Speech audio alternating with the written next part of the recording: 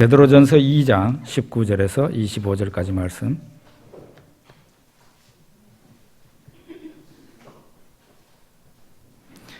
같이 천천히 읽겠습니다. 부당하게 고난을 받아도 하나님을 생각함으로 슬픔을 참으면 이는 아름다우나 죄가 있어 매를 맞고 참으면 무슨 칭찬이 있으리요. 그러나 선을 행함으로 고난을 받고 참으면 이는 하나님 앞에 아름다우니라. 이를 위하여 너희가 부르심을 받았으니 그리스도도 너희를 위하여 고난을 받으사 너희에게 본을 끼쳐 그 자취를 따라오게 하려 하셨느니라.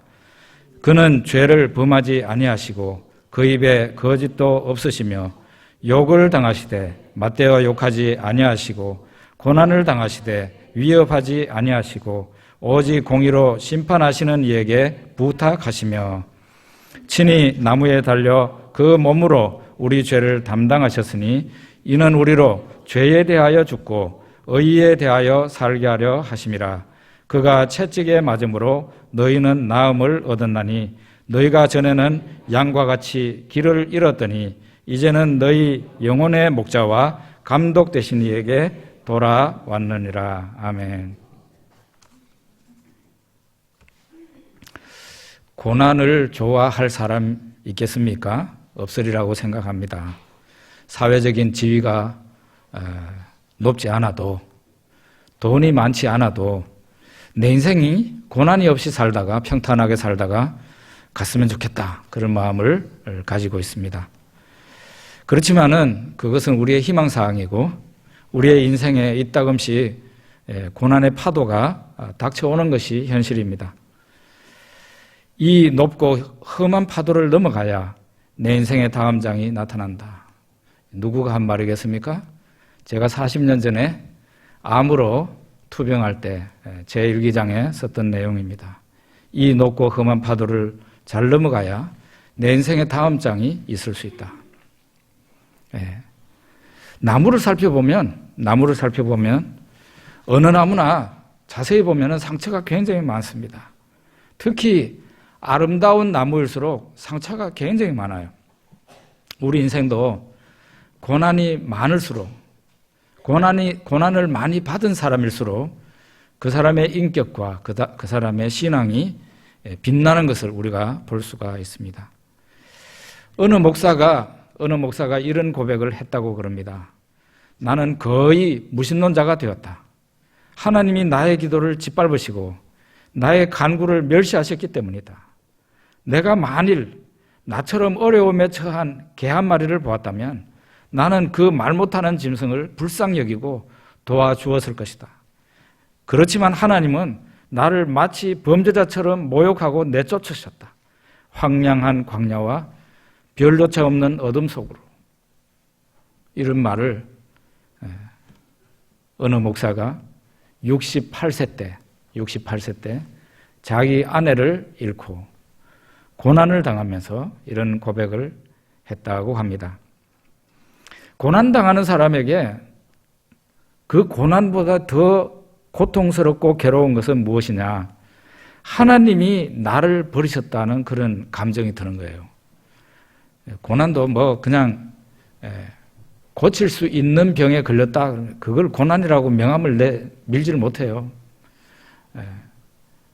사업에 있어서나 가정에 있어서나 완전히 하늘이 쪼개지는, 하늘이 무너지는 듯한 그런 느낌을 가질 때 드디어 우리가 고난이라고 말을 할 수 있겠는데, 그런 고난을 당하는 사람들이 대부분이 느끼는 게 어떤 느낌인가 하면은, 예수님 믿는 사람일 경우에 어떤 것을 느끼는가 하면, 나는 하나님을 잘 믿으려고 했는데 하나님이 나를 버리셨구나, 하나님이 나를 쓰레기 취급하시는구나, 그런 느낌을 갖는 거예요.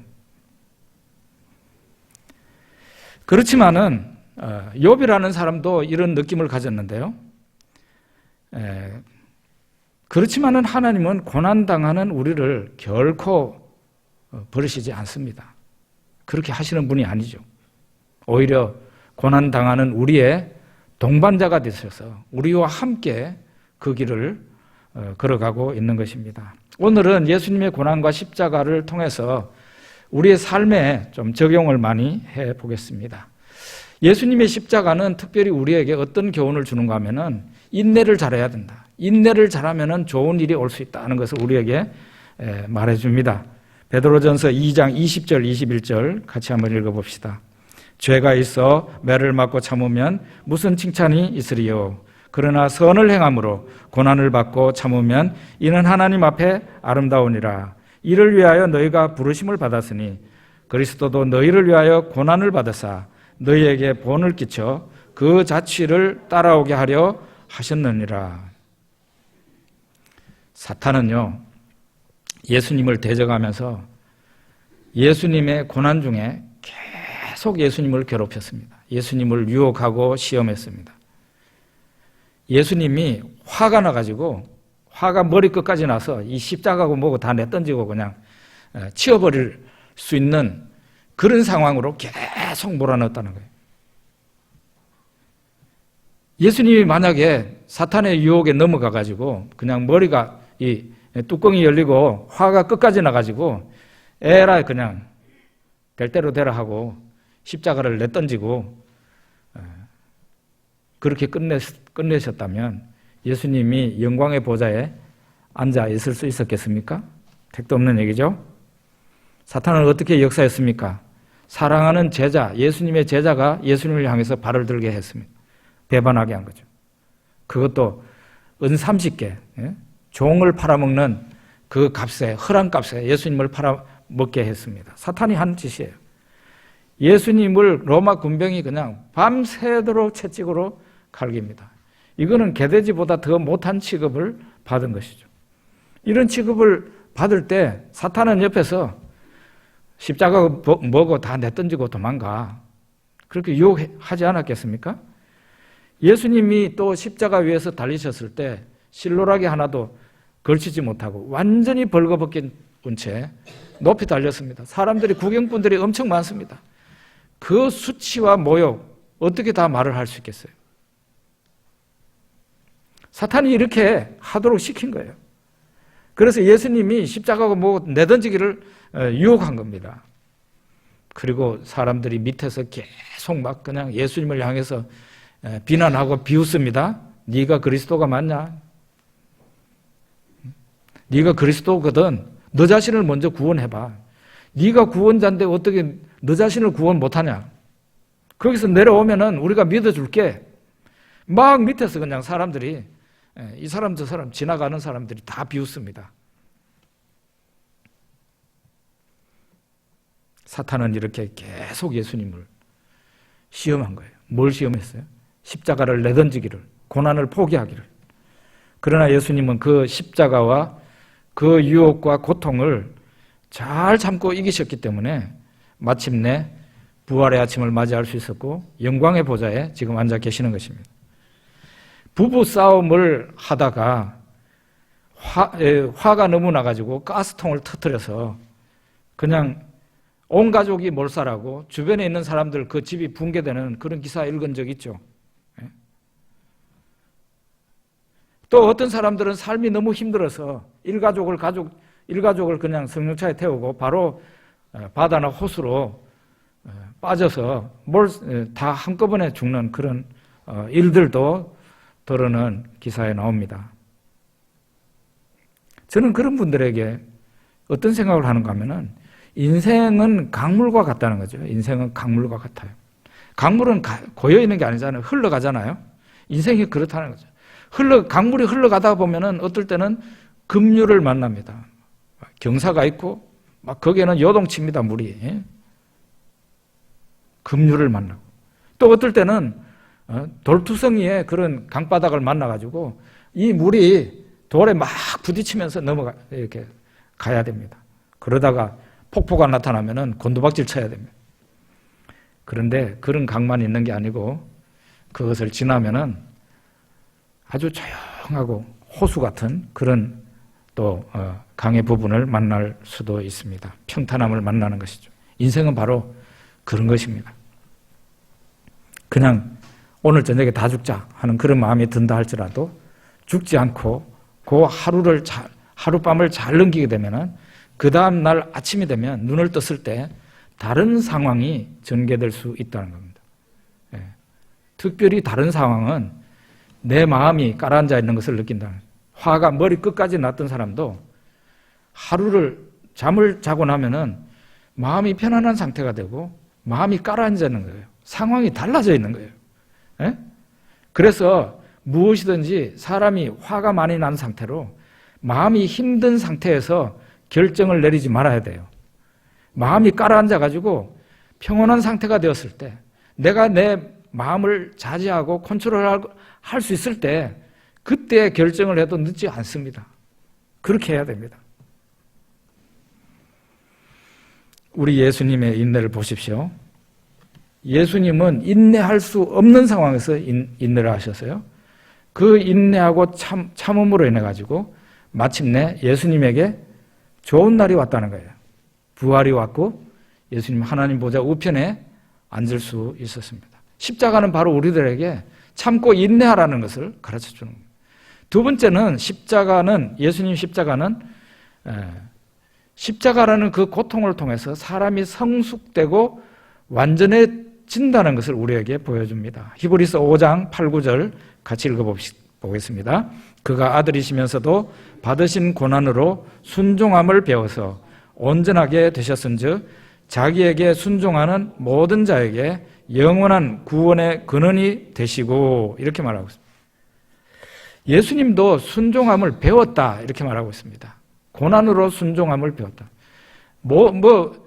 별 어려움 없는 가운데서 하나님 말씀을 지키는 것은 쉬운 일입니다. 그런데 하나님의 말씀을 지킬 때 내한테 어마어마한 고통이 오는데도 순종한다는 것은 굉장히 어려운 일입니다. 예수님은 하나님의 아들이시지만 이렇게 고난을 통해서 순종함을 배웠다 그랬어요. 또 하나는 예수님은 고난을 통해서 온전하게 됐다는 거예요. 온전이라는 말은 잘 안 쓰는 말인데 다른 말로 하면 완전이라는 완전. 예수님은 고난을 받음으로써 완전하게 되신 분. 하나님의 아들이신데 그가 곧 하나님이신데 창조주이신데 뭐가 부족한 게 있었겠나 그렇게 생각이 되시죠? 창조주 하나님이 뭐가 부족하겠어요? 뭐가 불완전하겠어요? 그런 생각이 들지 않습니까? 그런데 따지고 보면은 이건 순전히 인간적인 어법인데요.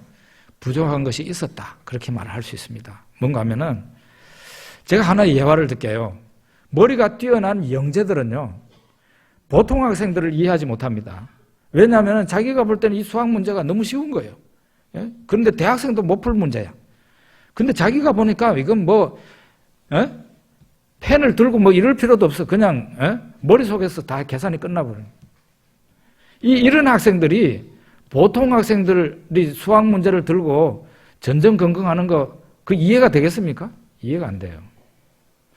그래서 머리 똑똑한 사람, 아주 대단한 대학교에 나온 이런 사람들은요, 적어도 학원 선생하고 과외 선생은 되면 안 돼요. 학원에 왜 갑니까? 부모들이 애를 왜 학원에 보내고 왜 과외 선생을 왜 붙여주는데요? 애가 다른 애들보다 떨어지니까 공부를 잘 차고 나가지 못하니까 보내는 거 아니에요. 그런데 머리 똑똑하고 서울에 대단한 그런 학교 나왔다는 사람들이 학원 강사로 많잖아요. 그런 사람들이 공부 잘하는 사람들이 공부 못하는 학생들 이해할 수 있겠어요? 속으로 이 머저리 같은 인간아 이러면서 가르칠 거 아니에요. 그래서 그저 평범한 가운데 열심히 노력해서 공부한 사람이 선생님이 되면 좋은 거예요. 왜냐하면 그런 학생들이 대부분이잖아요. 똑똑한 사람은 2-3명밖에 없다 이 말이에요. 그러니까 그런 선생님들이 학생들을 잘 봐줄 수 있죠. 이것은 예수님에 관한 얘기로 우리가 옮겨갈 수 있습니다. 예수님에게 불완전한 부분이 있었을까? 우리 그렇게 생각해봅니다. 예수님은 신이신데 어떻겠습니까? 이 세상에 오시기 전에 예수님이 사람이 당하는 고난, 병, 사람이 당하는 배신, 사탄의 유혹, 마지막에 죽음 경험해보시지 못했잖아요. 예수님 경험해보시지 못했어요. 그런데 이 하나님의 아들이 이 세상에 오셔서 사람이 되셨습니다. 사람이 되셨다는 것은 사람이 당하는 일반적인 고통과 어려움을 당했다는 얘기가 되는 거예요. 당하기 위해서 이 세상에 오신 거예요. 사람들의 배신을 당하고 또 십자가에 달리시기 전에 어마어마하게 많이 얻어맞으시고 마침내 죽으시고 또 그 이전에 사탄의 강력한 유혹을 그냥 계속해서 받으시고 이렇게 예수님 하나님의 아들이 고난을 당하셨어요. 그거를 경험하셨어요. 그렇게 하시고 나니까 드디어 구원자로서 완전하게 된 것입니다. 아무리 그분이 하나님이라 할지라도 신이라 할지라도 인간의 고통과 인간이 당하는 유혹과 인간의 최고의 고통이 뭐겠습니까? 죽음. 그거를 하나님의 아들이 당해보지 않으면 그분은 우리의 구원자가 될 수 없습니다. 구원자로서 완전하지 못해요. 바로 이런 부분을 얘기하려고 하는 것입니다. 어떤 목사님과 성경 공부하는데 그 목사님이 저한테 하는 말이다. 시골에서 목회하는 분인데 목사님이 몸이 아파서 병원에 가시게 됐대요. 그 얘기를 그 교회 권사님이 들으시고 혀를 찾으시더래요. 목사님을 이렇게 보면서 목사님 은혜가 안 됩니다. 이렇게 얘기를 하더라는 거죠. 뭔 얘기겠습니까? 아니 목사라면은 병이 걸리지 말아야지. 얼마나 믿음이 없으면 병에 다 걸리냐고. 이런 분이, 이런 권사님이 우리 교회에 있을까봐 겁나는데, 특별히 연세 많으신 어른들 가운데 신앙생활 잘하는 분들이 이렇게 병 걸리고 때로는 사업이 어려움 당하는 분들, 세상에서 고통당하는 사람들을 이해 잘 못하는 분들이 꽤 있어요. 그분들은 자신의 삶을 돌아봐야 돼요. 자신의 인생이 어땠는가를. 험난한 인생을 살아왔지 않겠습니까? 병 안 걸리고 왔습니까? 그게 병 걸렸을 때 믿음이 없어서 병 걸린 거예요? 그렇지 않습니다. 사도 바울은 큰 병을 달고 살았어요. 그 병이 남들에게 시험이 될 만큼, 신자들에게 시험이 될 만큼 그런 병이었어요. 그래서 사도 바울은 너무 고통을 당하고 그 병으로 고통을 당했기 때문에 사탄의 사자라고 그렇게 말을 했습니다. 그 병을 사탄의 사자. 그래서 이 사도 바울은 자기의 병을 고쳐달라고 하나님 앞에 간절히 기도를 했다고 합니다. 그런데 하나님께로부터 내려온 응답은 내 은혜가 너에게 족하도다. 그런 응답이었어요. 그 기도로는 이제 더 이상 하지 마라. 못 고쳐줘. 이렇게 된 거죠. 사도 바울은 어떻게 했습니까? 그 하나님의 응답을 받고 오히려 기뻐했다 그랬어요. 왜 그랬습니까? 사도 바울은 어떤 결론을 내렸습니까? 자만하지 않게 하려고 하나님께서 많은 은혜를 주시고 많은 능력을 주신 나 사도 바울로 하여금 자만하지 않게 하시려고 이 사탄의 사자를 주셨다는 거죠. 사도 바울이 남을 위해서 손잡고 기도하면 그 사람 병이 나아요. 별별 이적과 기사가 사도 바울을 통해서 다 나타났는데 정작 사도 바울 자신의 병은 자기가 기도해서 병나음을 받지 못했어요. 왜 그렇습니까? 믿음이 없어서입니까? 아니에요. 하나님이 그를 겸손하게 하시려고 자만하지 않게 하시려고 그에게 그 사탄의 사자라고 명명한 그 괴로움을 주신 거죠. 여러분, 예수님도 괴로움과 고난을 통해서 완전하게 되셨습니다. 다른 말로 하면 성숙해지셨습니다. 우리 역시 그렇습니다. 고난이 우리들에게 있기 때문에 우리가 완전한 사람이 되어가는 것이고 성숙한 사람이 되어가는 것입니다. 특별히 우리가 좀 나이가 이제 장년이 되어서 남을 도와주는 사람이 되려면요, 인생의 고난을 경험을 좀 많이 해야 됩니다. 고난이 없는 사람이 남을 도와줍니까? 도와줄 수가 없습니다. 병에 걸려보지 않은 사람이 병 걸린 사람의 심정을 이해하겠어요? 의사 가운데 최고의 의사는 자기가 암이 걸려봤던 의사예요. 심지어는 자기가 암이 걸려있는 의사도 있어요. 제가 신문에 보니까 그렇더라고요.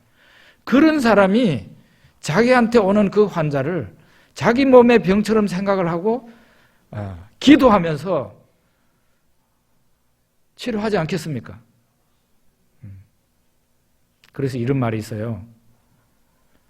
특별히 어릴 때 성장 과정에서 굉장한 고통과 어려움을 당해 보는 사람들이 있는데 그 고통과 어려움, 그 사람만의 고통과 어려움인데 그것은 장차 그 사람이 그런 사람을 돕는 데 하나님께서 쓰시기 위해서 그런 고통을 당하게 하셨다. 그런 말도 하는 것입니다. 그 다음에 우리 요한복음 12장 24절 한번 읽어봅시다. 내가 진실로 진실로 너희에게 이르노니 한 알의 밀이 땅에 떨어져 죽지 아니하면 한 알 그대로 있고 죽으면 많은 열매를 맺느니라. 우리는 남을 섬기는데 고난이 없이 내가 죽는 경험이 없이 남을 섬기려고 하는데 다 이건 환상입니다. 환상. 절대로 될 수가 없다는 것입니다. 예수님은 남을 섬기기 위해서 자기 자신이 하늘에 떨어지는 밀알이 되었습니다. 그래서 그가 죽음으로 인해 가지고 많은 사람들이 생명을 얻었던 것입니다. 헬라인 몇 사람이 예수님을 배웠고자 했습니다. 그때 예수님은 십자가를 바로 앞두고 있었어요. 헬라인 몇 사람이 예수님을 뵙고자 한다는 말을 듣고 예수님이 하신 말씀이 바로 이 말씀이에요. 내가 진실로 진실로 너에게 이르노니 한 알의 밀이 땅에 떨어져 죽지 아니하면 한 알을 그대로 있고 죽으면 많은 열매를 맺느니라. 예수님 자신의 죽음으로 말미암아 유대인뿐 아니라 수많은 이방인들, 헬라인들을 구원하게 될 것이라는 것을 지금 말씀하고 있는 거예요. 그러니까 나는 죽음의 길을 가야 된다는 예수님 자신의 결심이 여기에 녹아 있는 것입니다. 죽는 고난이 있어야 풍성한 열매가 나타난다는 것. 이거는 진리입니다. 진리. 지금 예수님 말씀하신 것은 자연계에 있는 진리를 얘기하잖아요. 하늘의 밀이 땅에 떨어져 죽지 않으면 하늘 그대로 있고 떨어져 죽으면 많은 열매를 맺는 자연계에 있는 현상을 보여주는 거예요. 이 자연계에만 이런 현상이 있느냐? 예수님은 자기 자신에게 적용을 합니다. 내가 죽어야 많은 열매가 나타난다. 예수님이 이 말씀을 하신 것은 자연계나 예수님에게만 해당되는 게 아니라 바로 우리들에게도 이 말씀은 진리라는 거예요. 우리가 죽는 고난을 치러야 드디어 복음의 열매가 좋은 선한 열매가 나타날 수 있다는 거죠. 그런 고난도 없이 남을 섬긴다는 말 하지 말라는 거지. 남을 섬긴다는 것은 곧 자신이 죽는다는 것인데 죽지 않고 남을 섬긴다는 게 말이나 되냐 그런 얘기입니다. 그런데 우리는 어떻습니까? 고난이 없이 남을 섬길 수 있다고 생각하죠. 고난이 없이 남을 섬길 수 있다고 생각해요. 고난이 없이 열매를 기대해요. 내가 죽는 고난이 없이 구원받는 사람들이 나로 인해서 일어날 수 있는가? 안 된다는 거예요. 그런 일은 결코 일어나지 않는다는 거예요. 예수님이 고난받고 죽으니까 영생 얻는 사람들이 많이 나왔던 것처럼 우리 자신이 죽을 때, 고난을 받을 때 우리를 통해서 복음의 열매, 생명을 얻는 사람들이 많이 나게 된다는 겁니다. 그래서 우리가 고난당하고 죽어야 된다는 거죠. 예수님 십자가는 바로 우리들에게 이것을 가르치는 겁니다. 예수님 십자가는 십자가고 내 인생은 내 인생이다. 그건 신자가 아닙니다. 신자가 아니에요. 우리는 나 자신을 부인하는 십자가를 지지 않고 예수님을 따라갈 수 있다고 생각을 해요. 예수님 당시에도 그런 사람들이 있었던 것 같아요. 예수님 앞에 가시니까 사람들이 막 따라가는 거예요. 예수님이 뒤를 돌아보면서 초치는 말을 했어요. 초치는 말. 아무든지 나를 따라오려거든 자기를 부인하고 자기 십자가를 지고 나를 따라오라. 예수님 그랬어요. 이런 말을 들으면 많은 사람들이 어쩌겠어요? 그럼 나는 안 되겠나 하고 돌아가는 사람들이 많이 있었을 거 아니에요. 여러분, 우리 자신을 생각해 봅시다. 여러분과 저를 통해서 복음의 열매가 나타났습니까?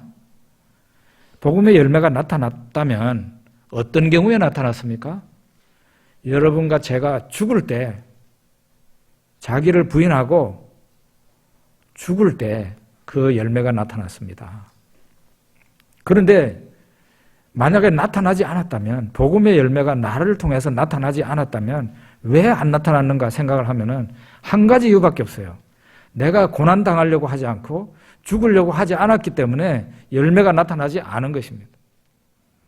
내가 고난을 당하려고 하고 복음 선한 열매를 기대하면서 고난을 당하려고 하고 죽었으면 벌써 열매가 많이 나타났을 거라는 거죠.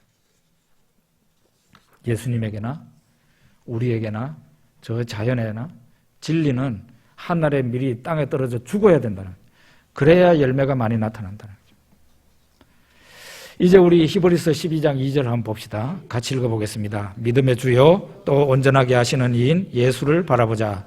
그는 그 앞에 있는 기쁨을 위하여 십자가를 참으사 부끄러움을 개의치 아니하시더니 하나님 보좌 우편에 앉으셨느니라. 예수님은 어떻게 해서 그 고난과 슬픔과 모욕과 그 죽음, 그 괴로운 죽음을 잘 받아들이시고 인내하셨는가? 그 원동력은 어디에 있었는가? 바로 오늘 이 본문에 보면 예수님은 고난 넘어 영광을 보셨다는 거예요. 자기 앞에 기쁨이 있는 거예요. 그런데 이 기쁨이 고난과 죽음이라는 다리를 건너가야 그 기쁨이 있는 거예요. 예수님은 오직 한 길밖에 없었어요. 우리 역시 마찬가지입니다. 이거는 예수님에게만 진리가 아니라 십자가는 우리들에게도 진리예요. 고난이라는 거, 나 자신이 죽는 그 다리를 통과해야 다리 너머에 기쁨과 영광이 있다는 거예요. 하늘의 기쁨과 영광이 있어요. 예수님은 그 하늘의 기쁨과 영광이 너무 또렷하게 보인 거죠. 그래서 이 다리를 지나간 거예요. 괴로움, 유혹, 고통, 모욕, 죽음, 그 다리를 지나가신 거예요. 그래서 십자가라는 것은 아무나 지는 것이 아닙니다. 하늘의 영광을 확실히 볼 수 있는 사람입니다. 여러분 보입니까?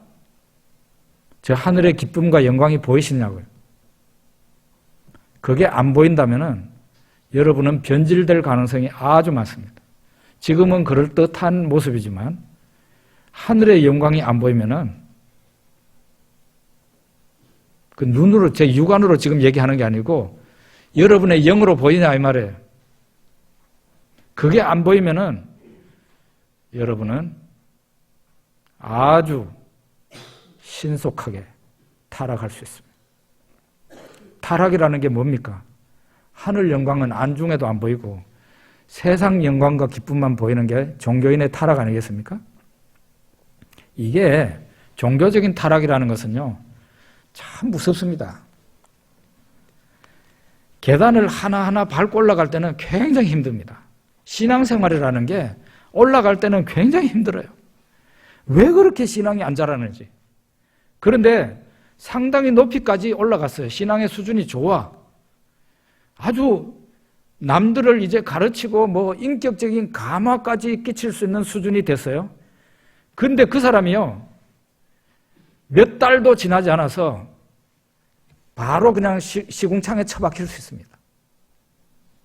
여러분 다윗을 보세요. 사람이, 멀쩡한 사람이 갑자기 미친 짓 할 수 있습니다. 영적인 것은 바로 이렇습니다. 하늘의 영광이 1년 전에는 잘 보이고 생생해서 그것이 내 신앙의 동력이고 내가 고난받을 수 있는 동력이 될 수 있었는데 1년 후에인 지금은 하늘 영광이 그냥 안 보여. 가물가물해. 보였다가 안 보였다가 막 그래. 고난받을 수 있겠어요? 하늘 영광이 안 보이는데 고난받을 수 있겠냐고요? 안 보입니다. 그러면은 고난 못 받습니다. 좁은 길로 못 갑니다. 택도 없습니다. 그래서 사람이 보는 신자와 하나님이 보시는 신자는 완전히 다른 것입니다. 사람들이 볼 때 매주 빠지지 않고 그저 기도도 열심히 하고 11조헌금도 잘하고 교회 와서 여러 가지 부지런히 봉사하고 돌아가면 사람들이 볼 때는 그 사람 A학점, B학점, 최소한 B학점은 된다. 잘 쳐줍니다. 그런데 하나님은 사람의 그 심령을 보십니다. 여러분들이나 제가 하늘 영광과 하늘 기쁨을 생생하게 바라보고 있는 사람인지 하나님은 다 아신다 이 말이에요. 그런 것도 안 보이면서 나름대로 인간적인 노력을 하면서 괜찮은 사람으로 비춰지기 위해서 그 일을 하는지 하나님은 다 알고 계신다는 거예요. 믿음으로 하고 있는지 아니면 믿음은 없는데 그냥 신앙인으로서 너무 사람들에게 떨어지지 않기 위해서 그렇게 하는지 하나님은 다 알고 계신다는 거예요. 예수님 말씀하셨어요. 멸망으로 인도하는 문은 크고 그 길이 넓어 그리로 들어가는 자가 많고 생명으로 인도하는 문은 좁고 길이 협착하여 찾는 자가 적다. 이렇게 말씀합니다. 세상 즐거움을 포기해야 됩니다. 하늘의 기쁨을 차지하려면 세상 기쁨을 포기해야 되는 거예요. 이게 얼마나 어려운데요. 얼마나 어려운데요. 내가 좋아하는 것을 포기해야 돼요. 사람들에게 인정받는 것도 포기해야 돼요. 심지어는 사람들한테 요거도 먹어야 돼요. 잠도 못 자야 돼요. 어떨 때는. 편하고 기쁘고 좋은 것을 세상에서 포기해야 좁은 길로 갈 수 있고 좁은 문으로 들어갑니다. 그러니까 사람들이 그런 길과 그런 문을 찾지 않는 거예요. 왜 찾겠어요? 내 본성이 맛있는 음식을 먹고 높은 자리에 앉고 좋은 차를 굴리고 세상에서 환호를 받고 이러는 것을 내 본성이 원하는데 그 본성을 거슬러서 고난을 찾아서 고난의 길을 간다? 가능한 일입니까? 가능하지 않습니다. 그래서 본성을 거스르는 그 길은 사람들이 안 가요. 안 가요. 그러니까 거기는 희소해. 그런데 그 길로 가야 바로 예수님이 가신 길인데 그 길로 가야 하늘의 기쁨이 그 사람을 위해서 주어진다. 이게 바로 진리라는 겁니다. 십자가는 우리들에게 무엇을 말해주는가? 예수님처럼 십자가의 길을 가라는 겁니다. 예수님은 십자가의 길을 가기 위해서 별별 수욕과 고통과 모욕, 고통을 다 한꺼번에 다 받으셨어요. 온갖 유혹이 그에게 있었지만 사탄의 시험이 있었지만 그걸 다 뿌리치고 끝까지 마지막까지 그 고난의 길, 죽음의 다리를 건너가셨기 때문에 그에게 부활의 아침이 왔고 하늘로 들림을 받아서 하나님 보좌 우편에 앉는 영광이 예수님에게 주어졌다는 거예요. 낮아지면 낮아질수록 그에게는 하늘에서 더 빛나는 영광이 있습니다. 예수님에게 천하 모든 인간뿐만 아니라 모든 존재가 무릎을 꿇고 예수를 주라 시인한다 그랬죠. 빌립보서 2장에. 어떻게 그런 일이 있을까요? 우리는 그렇게 안 될까요? 우리가 만약에 예수님처럼 한다면은 예수님 바로 밑에 자리까지는 갈 수 있을 거예요. 우리는 그렇게 잘 못합니다. 불완전합니다. 그런데 이 세상에서 예수님보다 더 낮아지신 사람은 없어요. 예수님이 가장 낮아지셨기 때문에 가장 높아지신 거예요. 이 원리는 하나님 나라의 원리예요. 그래서 지금부터라도 우리는 낮아지고 낮아질 수 있으면 낮아져야 됩니다. 더 깊이 내려가야 됩니다. 이게 신앙생활이 돼야 돼요. 그래야 하나님이 영광을 받으시고 우리 앞날에도 이 고난투성이, 이 죽음투성이에 이 다리를 지나고 난 후에 하늘의 기쁨이 여러분과 저에게 주어진다는 것입니다. 제 설교 잘 받아들이고 있습니까? 지난주에 설교하면서 무척 걱정했어요. 야, 이거 진짜 무서운 설교를, 내가 생각해도 무서운 설교인데 이 설교를 잘 받아들이겠나. 예. 상당히 제 마음이 무거웠어요. 그런데 의외로 되게 칭찬을 하더라고. 목사님 설교 잘했다고. 아이, 그 무서운 설교를 했는데 설교를 잘했다고, 은혜 받았다고 칭찬을 하니까 너무 감사했어요. 우리 성도님들이 수준이 이 정도가 됐구나. 그런 생각을 했습니다. 하늘 영광은 그냥 주어지는 것이 아니라 자기 자신을 부인하고 십자가를 진 사람에게, 좁은 길을 간 사람에게 하늘 영광이 주어진다는 겁니다. 예. 마지막으로요, 예수 그리스도의 십자가는 하나님의 고통, 하나님의 연대를 보여주는 겁니다. 어떤 사람들은 이런 불평을 합니다. 하나님이 저 유교 사변을 일으킨 김일성이를 왜 고이 죽게 했냐 이 말이에요. 그 인간을 그냥 철퇴를 내려가지고 반신불수로 만들어서 수십 년 동안 고통받게 만들어서 제명의 못 죽도록 만들어야 되는데 왜 고이 죽게 만들었냐. 그것도 장수까지 해가지고. 그래서 하나님 안 계신다는 거예요. 어떤 사람은 세월호 때 많은 학생들이 죽어가는데 왜 하나님은 방관하셨느냐고 하나님을 비난합니다. 이 사람들이 이렇게 말해요. 이런 걸 보니까 하나님은 안 계시거나 아니면은 계시더라도 인간의 아픔에 대해서 무감각하신 분이다. 그렇게 얘기를 하는 거예요. 여러분은 어떻게 생각하십니까? 성경은 이렇게 말합니다. 이사야서 49장 15절 같이 한번 읽어봅시다. 여인이 어찌 그 젖먹는 자식을 잊겠으며 자기 태에서 난 아들을 긍휼히 여기지 않겠느냐. 그들은 혹시 잊을지라도 나는 너를 잊지 아니할 것이라. 여인이 젖먹이 자식을 잊을 수 없다는 겁니다. 절대 잊을 수 없다는 겁니다. 하나님 뭐라고 그랬어요? 그들은 잊을지라도 나는 잊을 수가 없다. 그렇게 말하고 있습니다. 예수님의 십자가는 무엇을 말하는가 하면 하나님의 죽음입니다. 예수님의 십자가는 하나님의 죽음이에요. 왜 하나님이 왜 죽으셨어요? 인간의 고통을 외면하셨으면 죽으실 수 있었겠습니까? 죽을 수 없었어요. 인간의 고통에 함께 마음 아파하고 함께 슬퍼하고 인간의 그 고통을 함께 해결하기 위해서 하나님이 연대감으로 인간과 연대감을 가지고서 십자가에서 죽으셨다는 거예요.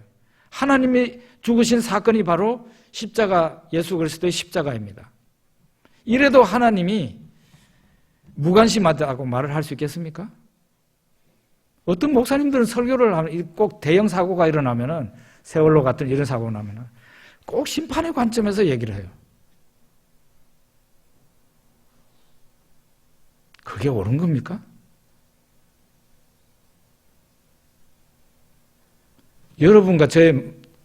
여러분, 우리 인간의 마음이 어떻습니까? 사람의 마음이요, 굉장히 복잡합니다. 한 가지 마음만 있는 게 아니에요.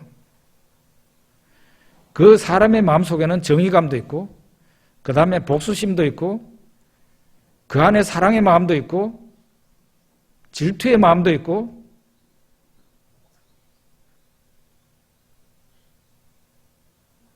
평화로운 마음도 있고, 의로운 마음도 있고, 화가 날 때도 있고, 사람의 마음이 동시에 이런 것이 막 섞여 있습니다.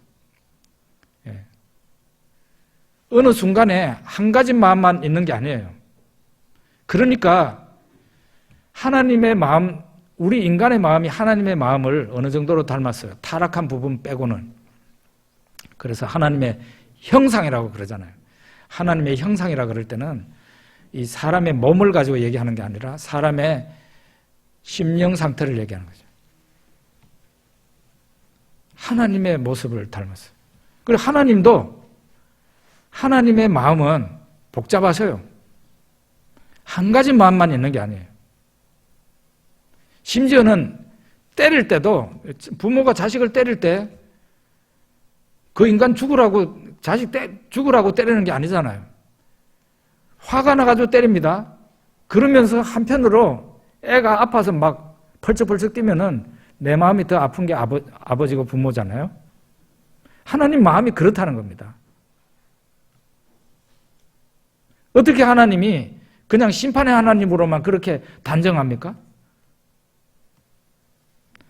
그러니까 참 그런 목사님들이 설교를 한번 하고 나면 온 나라가 막 들끓습니다. 막 그러고 기독교를 비난하는 사람이 또 막 여기저기서 나타나가지고 또 그 목사를 비난할 뿐만 아니라 기독교를 비난하죠.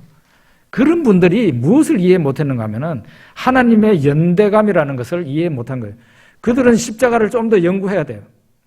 예수 그리스도의 십자가는 하나님이 십자가에서 죽으신 사건이에요. 왜 죽었어요? 왜 하나님이 죽으셨습니까? 인간의 그 슬픔과 고통을 하나님이 대신 담당하신 거예요. 하나님의 연대입니다. 인간의 가장 고통스러워하는 죄의 문제, 이 문제를 하나님께서 해결하시고자 사람들은 별로 원하지도 않는데 이 세상에 오셔서 하나님이 죽으시는 그 죽음을 수치와 모욕의 그 십자가를 하나님이 그대로 받으시고 난 뒤에 이 사건을 믿는 사람, 예수 그리스도의 이 사건 십자가를 믿는 사람은 누구든지 그 사람이 무슨 죄를 지었든지 간에 그 사람의 죄를 다 용서하실 뿐만 아니라 의롭다고 그렇게 하시기로 한 거예요. 이 십자가는 하나님의 아픔이고 하나님의 연대이고 하나님의 사랑이에요. 하나님이 자기 자신을 심판하시고 여러분과 저를 구원하신 거예요. 여인이 어찌 그 젖먹는 자식을 잊겠으며 자기 태에서 난 아들을 긍휼히 여기지 않겠느냐. 그들은 혹시 잊을지라도 나는 너를 잊지 아니할 것이라. 이렇게 예수 그리스도의 십자가는 우리가 인내해야 된다는 것을 보여줍니다. 예수 그리스도의 십자가는 하나님의 아들도 고난을 당하심으로써 성숙되셨듯이 완전해지셨듯이 우리들에게도 고난으로 인해서 우리가 성숙해지고 완전해진다는 것을 우리가 꼭 염두에 둬야 된다. 예수 그리스도의 십자가의 죽음은 하늘의 밀이 땅에 떨어져 죽을 때 많은 열매를 맺는다는 그것을 우리들에게 보여줍니다. 고난이 없이 십자가가 없이 남을 섬긴다는 것은 다 뻥이라는 거죠. 아무런 열매도 없다는 거죠. 예수님이 어떻게 그 고난과 죽음을 받아들이셨는가? 그 후에 고난과 죽음 후에 있을 영광과 기쁨을 내다보셨기 때문에 그것을 너무나 잘 알고 계셨기 때문에 그 기쁨을 위해서 하늘의 기쁨을 위해서 땅에서 온갖 모욕과 수치와 고통, 죽음을 받아들이셨다는 거죠. 우리들에게도 그걸 보여주신 거예요. 너도 저 하늘의 기쁨을 보느냐? 그러면 너는 이 고난과 죽음의 다리를 건너갈 수 있다. 그게 중요한 거죠. 그리고 십자가는 하나님의 연대, 인간의 고통에 함께 하시고자 하시는 하나님의 연대를 보여주는 것이다. 이렇게 했어요. 우리 기도하겠습니다.